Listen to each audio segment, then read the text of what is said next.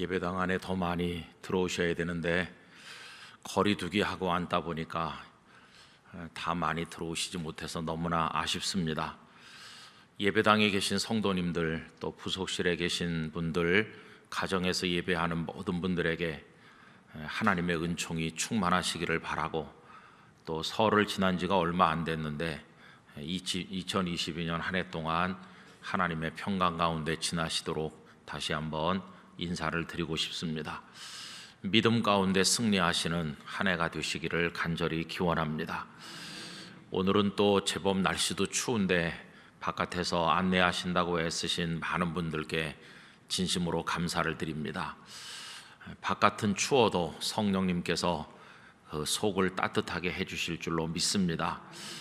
간식을 제공해 주시는 집사님 가정에도 감사를 드리고, 어서 빨리 예배당을 가득히 채워서 앉는 날이 오도록 기도하고, 또 모두가 방역에 힘쓰고 건강 관리를 잘 할 수 있기를 원합니다.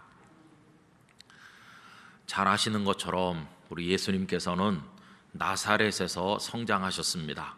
그래서 나사렛 예수라 불리셨습니다. 그런데 그 나사렛에서의 삶은 사복음서에 제대로 자세하게 나와 있지를 않기 때문에 우리가 잘 알지를 못합니다.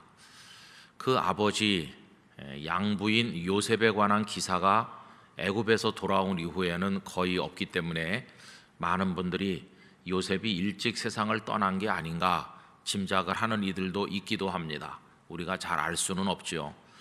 근데 마리아에 관한 이야기는 사도행전에까지 언급된 걸 봐서 마리아는 예수님의 십자가의 고통, 그 모든 과정을 다 지켜보셨으리라 하는 것을 알게 되고, 또 부활하신 예수님, 또 성령님의 강림이 있었던 그 오순절 다락방에도 마리아가 함께 계셨으니까 그 모든 것을 보았을 것으로 생각이 됩니다.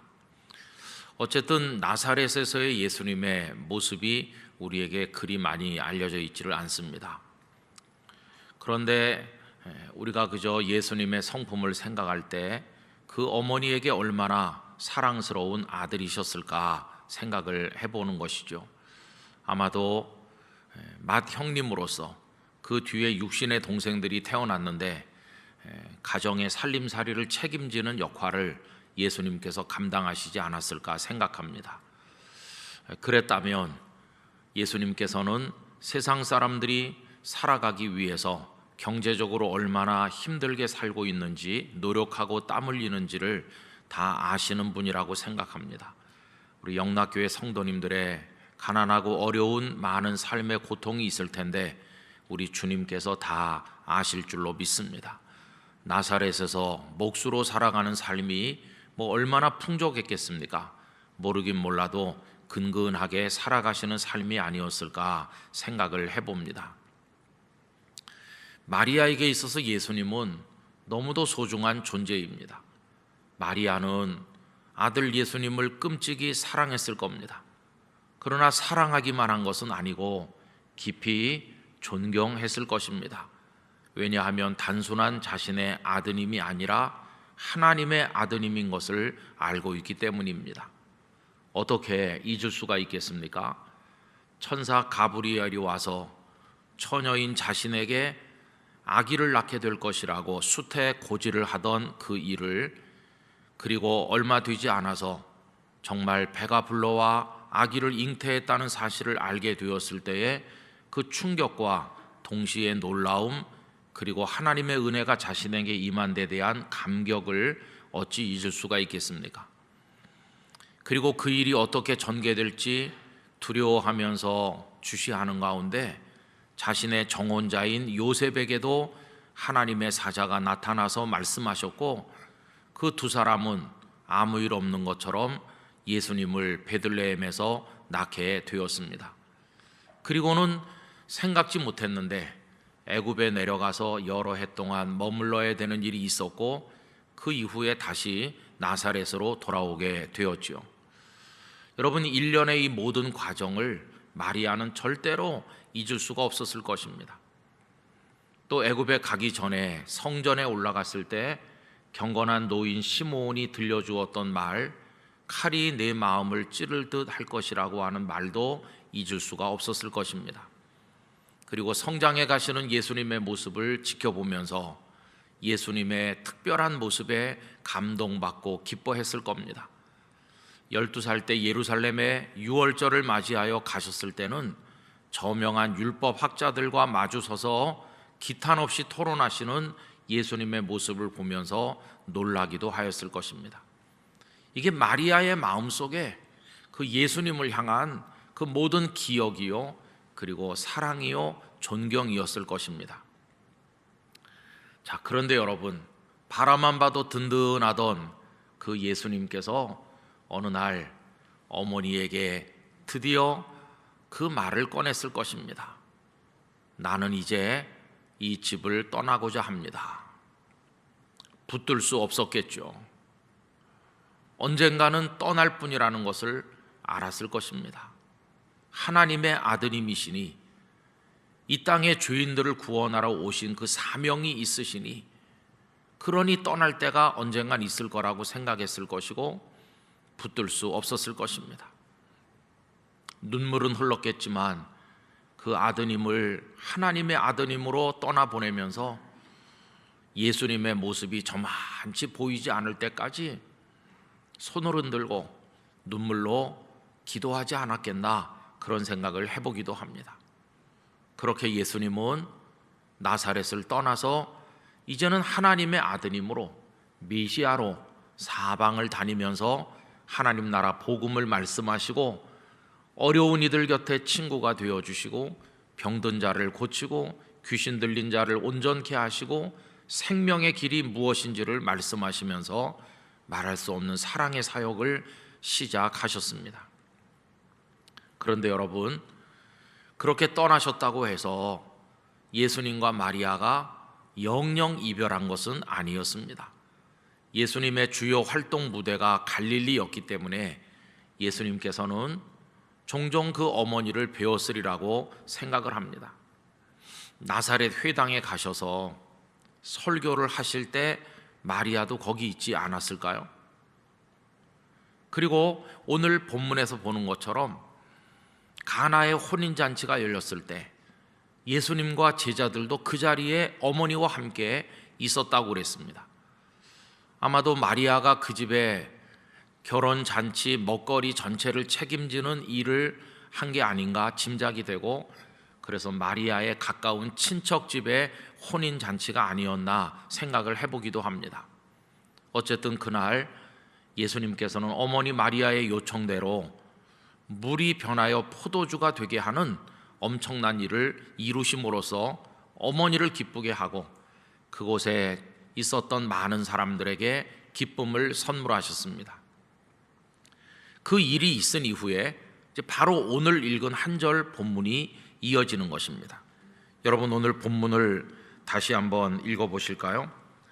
그 후에 예수께서 그 어머니와 형제들과 제자들과 함께 가버나움으로 내려가셨으나 거기에 여러 날 계시지는 아니하시니라, 이렇게 되어 있습니다. 여러분, 여기 조금 이상한 것은 그 가나의 혼인잔치가 끝난 이후에 예수님께서 어머니와 그 형제들과 제자들과 함께 나사렛으로 가셔야 할 것 같은데 가시는 목적지가 나사렛이 아니고 가버나움이었음을 알게 됩니다. 여러분, 왜 가버나움으로 가셨을까요? 그것은 예수님께서 메시아 사역을 시작하실 그 무렵에 예수님의 가족들이 가버나움으로 이사를 하셨기 때문입니다. 마태복음 4장 12절 13절에 이런 말씀이 나옵니다. 예수께서 요한이 잡혔음을 들으시고 갈릴리로 물러가셨다가 나사렛을 떠나 스불론과 납달리 지경 해변에 있는 가버나움에 가서 사시니라고 되어 있습니다. 아마도 예수님께서는 그 어머니와 동생들에게 이제는 가버나움으로 옮기도록 권하셨을 것이고, 그래서 이제는 어머니의 집이 가버나움에 있었으리라. 그래서 가나의 혼인잔치가 끝난 다음에 이제 가버나움으로 내려가셨으리라, 이렇게 생각을 해볼 수가 있겠습니다. 자, 그럼 여러분, 그 가버나움으로 내려가셔서 어머니의 집에서 함께 지냈을 예수님의 모습을 상상해 보시기를 바랍니다. 얼마나 정겨운 모습이었겠나, 얼마나 편안한 안식이었겠나 생각을 해보십시오. 아마 사람들이 북적댔을 겁니다. 우선 예수님의 제자들이 여러 사람 있는 데다가 예수님의 육신의 동생들이 있죠. 그 어머니가 계시죠. 하루 종일 음식 냄새가 풍겼을 것이고 그저 쉴 새 없이 기쁘고 즐거운 대화를 나누면서 거기서 먹고 마시고 즐기는 일이 벌어졌을 것입니다. 마리아의 얼굴에 웃음이 마를 시간이 없었겠죠. 얼마나 기뻤을까요?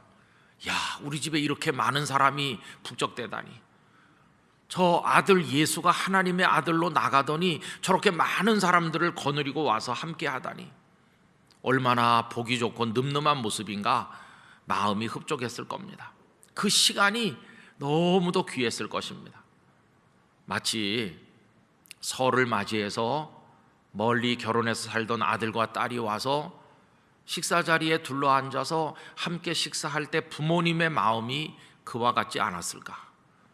아이들은 할아버지 할머니에게 재롱을 부리고 세배를 하고 같이 먹으면서 기뻐하면서 그동안에 있었던 일을 다 나누면서 그 부모님의 마음은 이 시간이 좀 오래 갔으면 하고 얼마나 간절히 바라겠습니까? 사진을 찍고 그 아이들 재롱 하나하나라도 기억하려고 하고 이제 가장으로 가족들을 책임지느라고 많이 수고하는 아들의 얼굴을 바라보고 애들 뒷바라지하는 며느리의 모습을 격려하면서 그렇게 따뜻하고 귀한 명절 시간이 아니겠어요?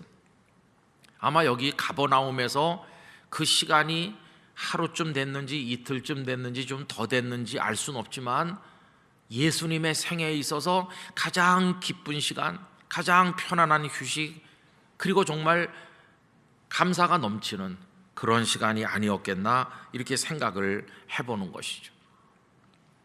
자, 그런데 여러분, 오늘 본문의 핵심은 어디에 있습니까?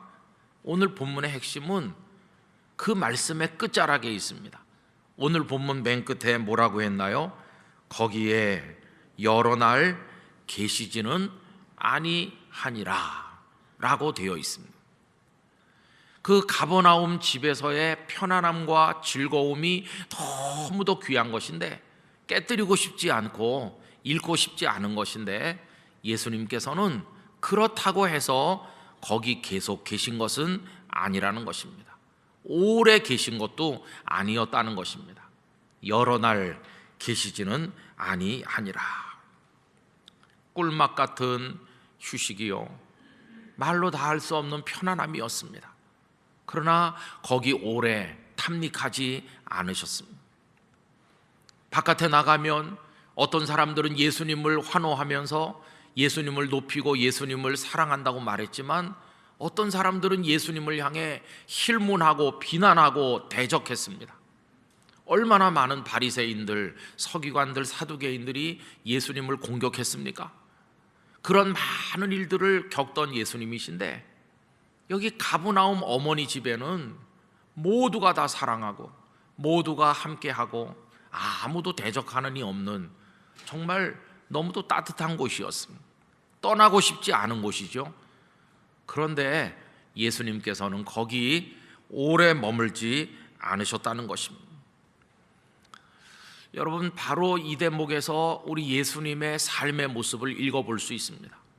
편안한 삶을 떠나시는 예수님, 그 안락한 기쁨을 뒤로 하고 다시 일어서시는 예수님, 그게 예수님의 살아가신 모습이었습니다. 예수님의 마음 깊은 곳에는 기다리는 사람들이 있는 곳, 당신을 눈물로 기다리는 불쌍한 영혼들이 있는 곳, 당신의 발걸음이 닿기를 기다리는 이 동네 저 동네, 하나님께서 주신 메시아의 사명이 기다리고 있는 곳을 언제나 잊으실 수가 없었고 그게 가슴 속에 꽉 차 있었습니다. 그래서 예수님은 쉴 새 없이 이 마을 저 마을로 다니시면서 메시아로서의 사명을 감당하셨습니다. 예수님의 이러한 마음이 마가복음 1장 38절에 다음과 같이 기록되어 있지요. 이르시되 우리가 다른 가까운 마을들로 가자. 거기서도 전도하리니 내가 이를 위하여 왔노라 하시고, 어느 한 마을에서 충분히 수고하셨어요. 이제는 좀 쉬셔도 돼요. 이제 그만하면 된 것 같아요. 그런데 예수님은 다른 마을로 또 가자고 하시는 겁니다. 거기도 기다리는 사람들이 있으니 다른 마을들로 또 가자. 이것을 위해서 왔다고. 그들에게도 전도해야 되지 않겠는가? 이게 예수님의 살아가시는 모습이었습니다. 여러분, 다른 마을로 찾아간들 예수님을 따뜻하게 대접하는 사람이 얼마나 있었을까요? 날선 칼 같은 예리한 말로 찔러대는 사람들은 얼마나 많았습니까? 예수님을 미쳤다고 하는 사람도 있었습니다. 예수님을 죽이려는 사람들도 있었고, 결국 나중에 예수님은 십자가에서 죽기도 하셨습니다. 때로는 머리 둘 곳도 없어서 마치 노숙자처럼 지내기도 하셨을 것입니다. 정말 고단하고 힘들고 고통스러운 그런 삶이 기다리는 곳으로 예수님께서는 편안하고 안식이 있는 어머니의 집을 떠나서 나가신 것을 볼 수 있습니다. 성도 여러분, 어떻게 그분은 메시아가 되셨습니까? 어머니 집에서의 안식을 통해서 메시아가 되신 게 아니라 그 편안한 안식을 버리고 떠나심으로, 노숙하심으로, 공격을 받으심으로, 어려운 일을 감당하심으로, 십자가를 지심으로, 그렇게 하심으로써 우리 예수님께서는 메시아가 되신 것입니다. 저는 오늘 영락가족 특별 새벽기도에 함께 하신 우리 성도님들께서 이 떠나시는 예수님의 모습을 배우시게 되기를 부탁드립니다. 여러분, 우리도 떠나야만 되는 것입니다. 편안한 안식의 자리에 탐닉하고 주저앉아 있어가지고는 안 되는 것입니다. 명절 연휴가 며칠 계속되면 참 힘든 게 그거죠. 긴장이 다 풀어졌는데 모처럼 두 다리 쭉 뻗고 쉬는데, 잘 쉰 것 같은데, 가족들을 만나서 좋았는데, 그런데 그 다음날 다시 출근해야 된다. 여러분, 부모님 댁에라도 가셨다가 고속도로 그 정체를 뚫고 다시 삶의 터전으로 돌아올 때 얼마나 그 마음이 무겁고 힘이 드세요. 그리고 그 다음날 피곤이 쌓인 채로 출근하는 분들이 많아요. 마음의 피곤이 더 크겠죠. 또 출근해서 사무실에 작업장에 앉아서 시달릴 걸 생각하면 떠나고 싶지 않겠죠.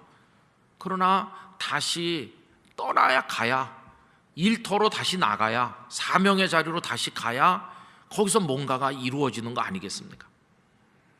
오래 머물지 않고 떠나시는 그 예수님의 모습을 우리 영락교회 성도들도 배우게 되기를 원하는 것입니다. 여러분, 신앙생활의 과정에서 가장 무서운 적은 편안히 쉬는 것입니다. 그러나 우리는 잘 알고 있습니다. 고여있는 물은 반드시 썩습니다. 물이라고 하는 것은 고여있으면 썩게 되어 있죠. 그것이 굽이굽이 휘돌아 감고 흐르면서 때로는 폭포가 돼서 떨어지기도 하고 굉음 소리를 내면서 바위에 부딪혀 부서지기도 하면서 그렇게 거칠게 흐를 때 그 물속에 생명력이 있는 것이고, 거기 물고기가 살고 거기 뭔가가 이루어지는 것이지, 숲속 깊은 곳에 고요히 있는 갇혀있는 물은 반드시 썩어 독수가 되는 것입니다. 우리들은 얼마나 오랫동안 고여있는 물처럼 편안한 신앙생활을 추구했나 하는 반성을 해볼 필요가 있겠습니다. 여러분, 한 교회에서 오래 목회하면서 가장 두려운 적 중에 하나는 바로 그것입니다. 너무 편안하니까, 모든 게 익숙하니까. 그래서 전에 누군가가 익숙한 것들과의 결별이라는 책을 쓰신 적이 있죠. 익숙한 것으로부터 결별하지 않으면, 다시 말해서 편안한 것에서부터 결별하지 않으면, 자리를 박차고 일어서는 용기를 가지지 않으면 아무것도 이루어질 수 없다고 하는 것입니다. 여러분, 한 교회에서 오래 목회하니까 모든 것이 습관화되고 타성에 사로잡히고 그저 편안하고 안식하기 좋지요. 누가 뭐라고 하는 사람도 없죠. 모든 게 그냥 너무나 편안하죠. 그러나 그러는 과정에 영혼은 게을러지고 심령의 근육이 다 빠져가지고 일어서서 달릴 수가 없고 조금만 걸으면 헐떡거리는 사람처럼 우리의 영혼이 그런 상태로 변하는 것이죠. 어떤 때는 일어나서 열심히 달리고자 하는 마음을 가질 때는 똑같은 설교를 해도 그 설교에 임하는 마음이 다릅니다. 그 설교 하나하나가 매주일 새롭게 새로운 도전을 하듯이 그렇게 준비해서 하게 되는가 하면 어떤 때는 그냥 너무나 구태의연하게 이렇게 하게 되는 것을 저 스스로가 많이 경험했습니다. 여러분, 그런 삶에는 설렘이 없고 기대가 없고 발전도 없고 성숙도 없고 100번 1000번 해도 언제나 그 썩은 물 안에 머물게 되는 것입니다. 새로운 달 2월을 하나님께서 주셨는데 여러분, 신앙적으로나 모든 면에서 떨쳐 일어나시게 되기를 부탁드립니다. 이제는 좀 어려운 일로 도전해야 됩니다. 예수님께서 바리새인들의 그 비난이 기다리는 곳으로, 노숙하는 삶이 기다리는 곳으로 십자가를 향해서 떨쳐 나가시는 것처럼 우리들도 좀 우리 스스로를 어려운 틀에다 집어넣어야 됩니다. 어려운 문제를 부과해야 됩니다.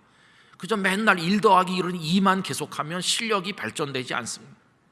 풀기 어려운 방정식에 도전해야, 그래야 그 문제를 풀 수 있고 실력이 느는 거지. 하루 종일 1 더하기 1은 2만 1000번 만번 해도 아무 소용이 없는 것입니다. 여러분들의 신앙의 목표를 좀 높이실 수 있기를 부탁드립니다. 그냥 애쓰지 않아도 저절로 가만히 있으면 되는 그런 수준에 머물러 있지 말고 하나님, 나를 좀 더 뜨거운 용광로에 집어넣어 주세요.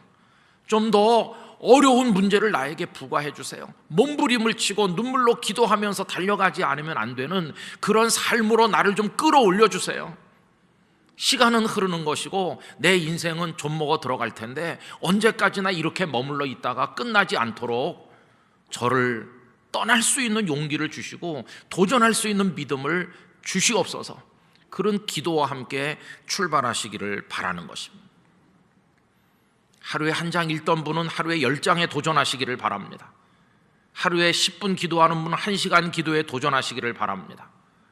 좀 더 어려운 숙제를 스스로에게 부과하셔서 우리 자신을 단련할 수 있어야 되겠습니다.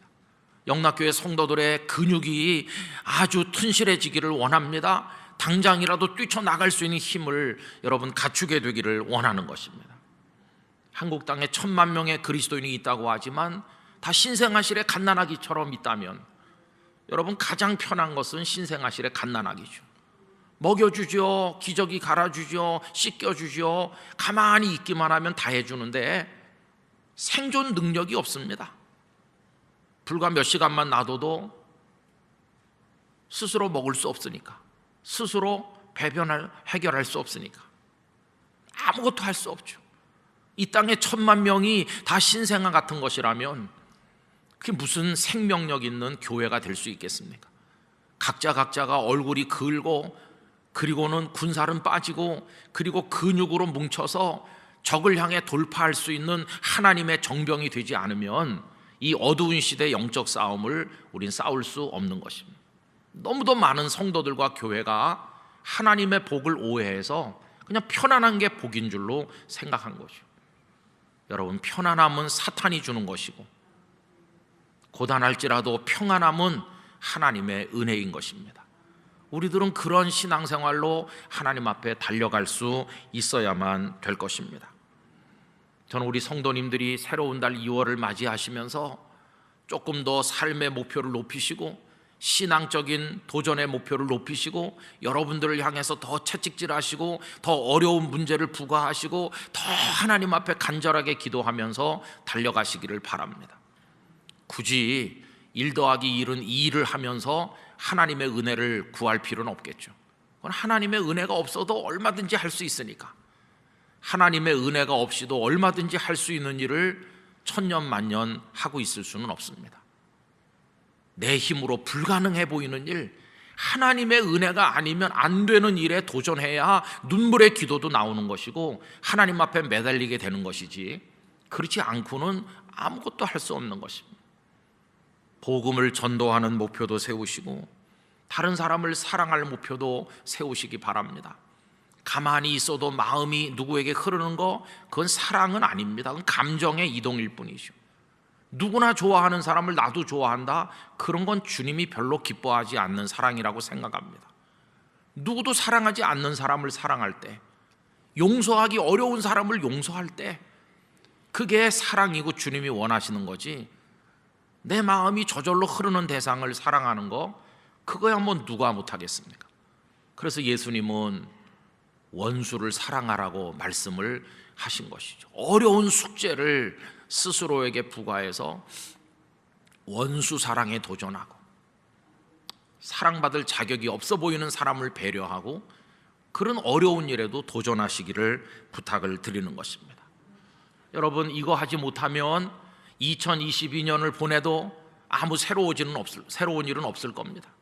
이거 우리 못하면 2023년, 2024년을 계속 살아도 늘 우리는 똑같은 수준에 머무를 것입니다. 그러나 예수님처럼 거기 오래 머물지 않고 어서 떠나서 사명을 향해 나가는 도전을 할 수 있을 때 우리들의 신앙은 성장할 것이고 하나님 기뻐하시는 삶을 살 수가 있을 것입니다.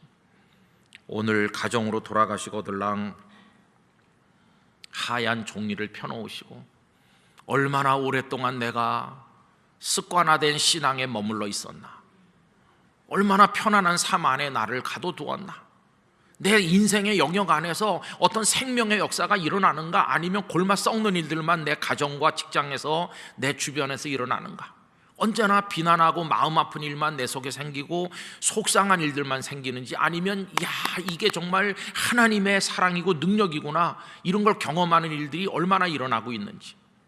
여러분, 그런 일이 없다고 하면 우리는 그 안에서 지금 함께 썩어가고 있는 중이라는 생각을 꼭 잊어서는 안 될 것입니다. 가만히 있으면 안 되는 거죠. 다 떨쳐서 일어나야 되는 거죠. 여러분, 그 모습을 생각해 보세요. 예수님께서 이제는 우리가 떠나야 되겠습니다, 아마 제자들이 하루만 더 있다 가지요, 여기 너무나 좋은데요, 이랬을지도 몰라요. 많은 유혹이 있습니다, 하루만 더 머물까. 여러분 아시죠? 그 사사기 끄트머리 쪽에 가보면 어떤 레위인이 첩을 얻었는데 그 여인의 집에 갔을 때 빨리 떠났어야 되죠.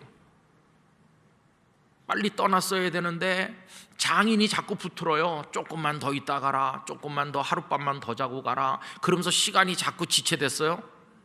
그러다가 뒤늦게 출발해서 중간에 그만 어떤 성에 들어갔고, 그 아내가 그 성에서 겁탈당해서 죽게 됐고, 그래서 그 죽음을 나누어서 이스라엘 12지파에 보내 전쟁이 벌어졌고, 베냐민 지파가 거의 몰살당하는 비극이 일어났고, 여러분, 그가 볼일 보고 빨리 떠나서 돌아왔더라면 그런 일이 없었을 텐데, 한 끼만 더 먹고 하룻밤만 더 자고, 여러분 이렇게 하는 동안에 이미 다 기회는 사라지고 위기가 코앞에까지 다가오는 것입니다.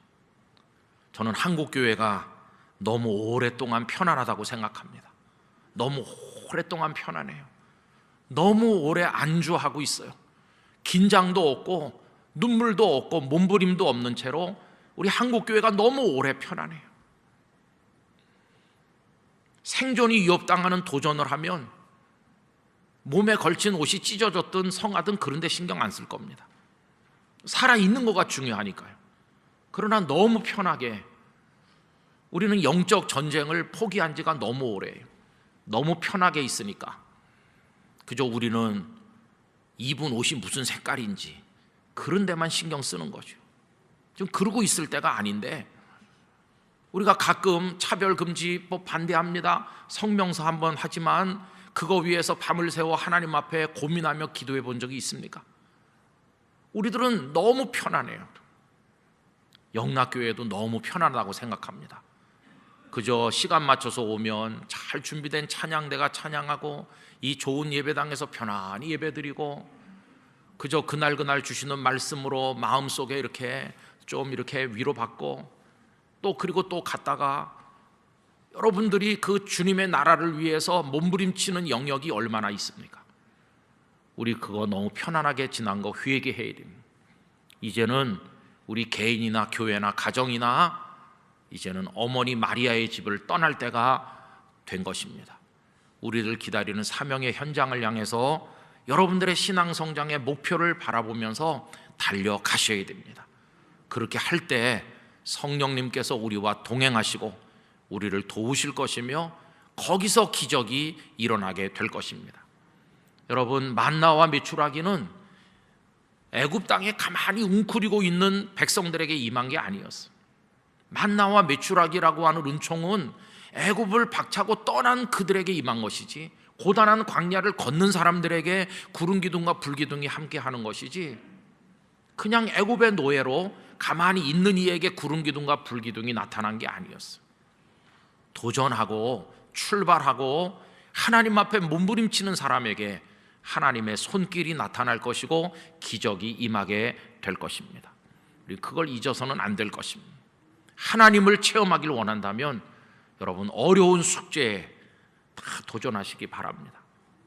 그래서 1년 지났을 때 하나님, 나의 신앙과 삶이 몰라보게 성장할 수 있게 해주심에 감사드립니다. 지나간 몇십 년 동안 해도 하지 못했던, 엄두도 안 나던 일을 올 2022년에 제가 할 수 있게 된 것에 대해서 감사드립니다. 저를 통해서 이런 많은 생명들이 구원받는 일이 이루어지게 된 것에 정말 감사합니다. 여러분, 새로운 신앙의 세계에, 하나님의 능력의 세계에 다 눈을 뜨는 한 해가 되기를 간절히 원하는 것입니다. 오래 머물지 않으신 그 예수님의 뒤를 따라 불평하면서도 자리를 털고 일어났을 제자들의 모습을 보는데, 우리도 예수님의 제자들처럼 예수님의 뒤를 따라서 가야 될 것입니다. 그렇게 가다 보면 배우는 게 있을 것이고, 주님의 말씀 보는 게 있을 겁니다. 주님의 능력과 이적들. 그러면서 주님을 하나하나 더 많이 풍성하게 알아가게 될 것이고, 그렇게 가다 보니 마지막에는 부활하신 예수님도 보게 되는 것이고, 그들 자신도 변해서 복음의 증인으로 세상을 변화시키는 하나님의 사람으로 살아가게 된 것 아니겠습니까? 우리 영락교회와 모든 성도들이 그런 모습으로 달려가게 되기를 간절히 축원합니다. 오늘은 그것을 위해 기도하면서 우리 각자가 다 떨쳐 일어나는 은혜를 경험하시기를 주님의 이름으로 축복합니다. 기도하겠습니다. 거룩하신 하나님 아버지, 모처럼 어머니의 집에 가족들 모두가 모이고 예수님의 제자들이 함께하여 풍성한 휴식을 즐기셨지만 예수님은 거기 여러 날 머물지 않으셨다고 말씀하셨습니다. 비난이 기다리고 예수님을 향한 대적들이 가득한, 때로는 노숙을 하고 마지막에는 십자가를 져야 될 그곳을 향하여 우리 예수님은 일어나서 떠나셨고, 그를 통하여 우리의 생명의 구주 메시아가 되셨습니다. 아버지 하나님, 저희들 너무 오래 편안하게 안주하고 있지 않았는가 생각을 해봅니다. 주여, 저희들로 일어날 수 있는 믿음의 용기를 가지게 하여 주시옵소서. 어려운 숙제를 우리 스스로에게 부과하게 하여 주시옵시고, 편안함이 아니라 고단함 속에서도 평안함을 맛볼 수 있는 참 주님의 사람들 되게 하여 주시옵소서. 한국교회 모두가 너무 오랫동안 편안했습니다. 주여, 저희들이 깨어있지 못하였습니다. 하나님 앞에 부르짖지 않았습니다. 너무 쉽게 믿으려고 했습니다. 저희들의 게으름과 나태를 용서하여 주시기를 원합니다. 영락교회가 먼저 일어나게 하여 주시기를 원합니다. 성도들 모두가 깨어 부르짖게 해주시기를 원합니다. 아버지 하나님, 그래서 우리 모두가 길을 갈 때 우리에게 내려주시는 만나와 메추라기, 구름 기둥과 불 기둥의 하나님의 기적을 경험하게 하여 주시기를 원합니다. 올 1년이 지난 이후에 영락교회 성도들의 신앙과 삶이 많은 분야에서 발전하고 성숙된 결과를 얻게 해주시기를 원합니다. 가정의 평강을 허락하여 주시옵소서. 병든 이들을 일으켜 세워 주시옵소서. 주님의 능력으로 치유하시옵소서. 어려운 가정의 눈물의 기도들에 응답해 주시기를 원합니다. 전능하신 하나님을 믿고 부르짖게 해주시기를 원합니다. 결코 우리가 나약하지 않도록 하나님 인도하여 주시기를 간절히 원합니다. 아버지 하나님이여, 나라의 대선이 한 달 앞으로 다가왔는데 하나님의 뜻대로 이 나라를 인도해 주시기를 원합니다. 하나님께서 우리의 통치자가 되어 주시기를 원합니다. 이제 개학이 멀지 않은 우리 자녀들의 앞날을 인도해 주시길 원합니다. 새로운 학교에 진학을 하고 또 새로 입학하고 공부할 뿐만 아니라 한 학년씩 올라가게 됩니다. 새로운 시험에 도전하기도 하고 유학을 떠나기도 하고 군에 입대하기도 하고 결혼을 준비하기도 합니다. 우리 자녀들의 미래를 축복하여 주시기를 원합니다. 아버지 하나님, 코로나 팬데믹으로 인해서 너무나 어려운 시간이 3년째 이어지고 있는데 그 위기 속에서 저희들을 어서속히 건져 주시기를 원합니다. 오늘 이 새벽에 기도하여 부르짖는 것마다 응답이 되게 하여 주시옵시고 하루하루 순간순간마다 예수님 손잡고 걸어가게 하여 주시옵소서. 아버지 하나님, 한 분 한 분의 마음 위에 이 시간 주님의 손을 얹어 축복하여 주시옵시고 내 믿음대로 될지어다 허락하여 주시옵소서. 이제는 우리 구주 예수 그리스도의 은혜와 거룩한 목표를 향하여 떠나는 일을 축복하시고 함께 하시는 우리 아버지 하나님의 사랑과 성령님의 역사하심이 함께한 영락교회 성도들 위에와 우리 교회와 나라 모두 위에 영원토록 함께 하시기를 축원하옵나이다. 아멘.